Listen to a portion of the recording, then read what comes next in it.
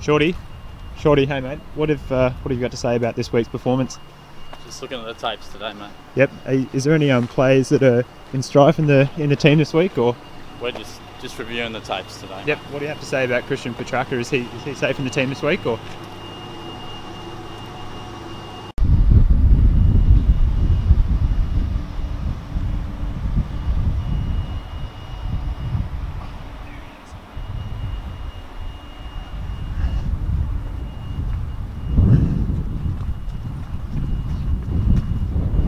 Shorty, just a few quick ones, mate. Later in the week, mate. If Nank doesn't play this week, what do we do? Because Gawn and Grundy share the same. There'll be a press conference later in the week, mate. Gawn and Grundy share the same bye. So, what are you going to do with Petracca, mate? Is he going to be in the team or what? Are you getting rid of him or?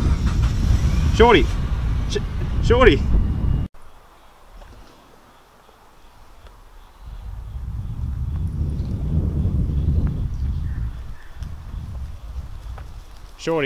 Shorty, mate. Can't I wait till tomorrow, mate? Well, you haven't answered any of my questions, mate. I've just got a couple for you. Mate. Yeah, I've just got a couple for you, mate. Is that alright? The press is tomorrow, mate. Can't you wait till tomorrow? Look, I'll give you two now and then I'll leave you alone. Yeah, alright. Just make them quick. What are your thoughts on Zach Merritt, Daniel? Can he break the tag? Oh, Scott Selwood's out, isn't he? So you'd hope he might not cop a tag, but look, to be honest, mate, I've lost a little bit of faith. He's struggling, isn't he? I should have gone Lockie Neal. He sure is. Just another quick one. A lot of people have Finlayson, Duday, Murray, Norton, these sort of types in their back lane. Which one of them goes first? Oh, I've already got rid of Finlayson, so I probably thought, he's probably dropping a little bit already. Duday as well. Just depends how much money you got, mate. Duday's got the most money to make for you by trading down, so work it out yourself. Sorry, my dog's going at you, but yeah, I'll talk to you tomorrow, mate. You're not fighting any of this, eh? No, not at all. I'll see you in the presser later. Yeah, see you, mate. Yeah, no worries.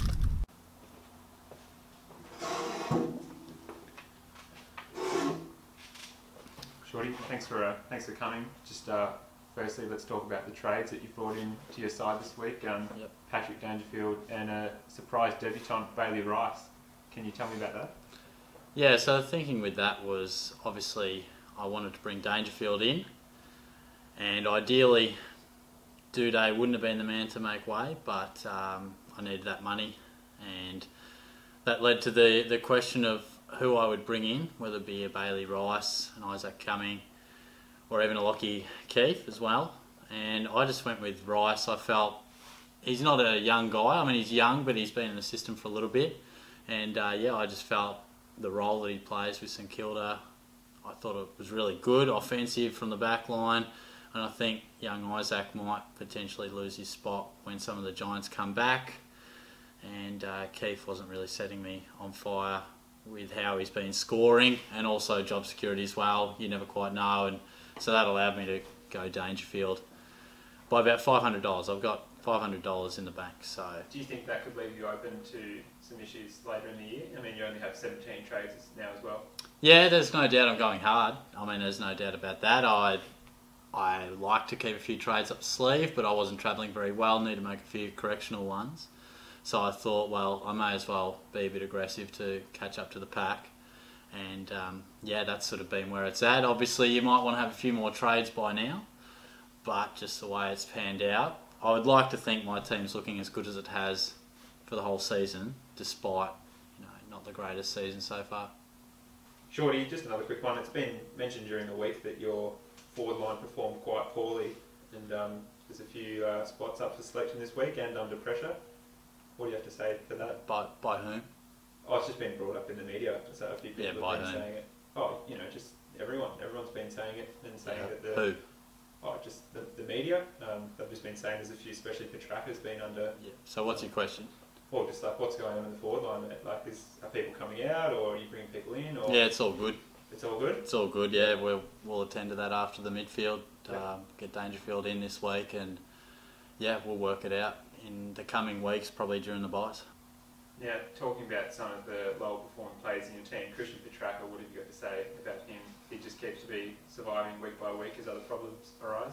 Yeah, you're right. I mean, there have been some other problems, clearly, and they've been a bit more pressing, so we've had to attend to those, and I've got a lot of faith in Petrarca. I think people would understand that I've been a long time supporter of him and wanted him in my team for most of the pre-season, and therefore I am keeping a fair bit of faith.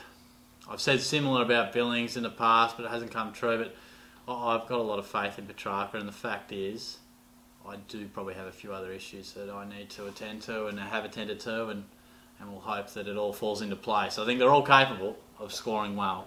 Is Dustin Martin one of those issues? He has not been scoring well as of recent. It's fair to say that picking Patrick Dangerfield was a better choice than Dustin Martin this year. He scored more hundreds, so... Yeah, maybe on points value, but you've got to work into the fact that you would have saved quite a bit of coin as well. How has that helped people who might have gone the Martin over Dangerfield, that extra 100k? You've got to take that into the big picture as well. But yeah, on points, clearly Dangerfield has been a bit better than him, and Martin's last, probably what would it be, 3 or 4 weeks, haven't served him well. Hurt me with the captaincy once, but to answer your question, no, he's not an issue. I think he's a guy that's going to stay in my team. I wouldn't think about trading him. Yeah, I think he's clearly going to bounce back at some point, and we're going to reap the rewards. At the moment he's struggling, but he's not someone that I'd even think about trading. Fair to say you do, in fact, have a history with Patrick Dangerfield now, whether he's in your team or not in your team. Is it fair to say now is the right time to get him in a SuperCoach team? Or? Yeah, I mean, a bit of talk that he has a bit of a niggle, maybe he's not fully fit, he's played a bit more forward at times, but I think Ablett played about 80% time forward last week. You know, he would have been helping that dynamic. So yeah, I think Dangerfield eventually, I'm probably going to want him into my team. I think he's a guy you want at the end of the season, and I'm not sure he'll get too much cheaper than 600k, 130 or whatever it was against the Pies. I think potentially he could really find his way up towards 650, even higher in the coming weeks, so I thought I'd best get him in now.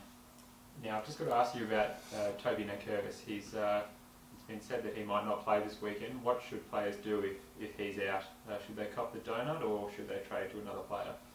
Yeah, it's a good question. It probably depends where you're at in the rankings. I think if you're knocking at the door of the top 1,000, or you're in the top 500, or you're going really well, then you're probably not going to want to cop that donut. You're obviously going to want to continue scoring well and staying up in the rankings. But if you're just a guy who wants to do well in his league or overall finish in the top 10k, you're probably going to have to just cop the donut. I mean, I don't really want to encourage any sideways trading, and it's going to be tough to change your trade plans off the back of what would look like could potentially be a late withdrawal, you know, things like that. So I don't think we want to be doing that, really. I think we probably might have to cop the donut.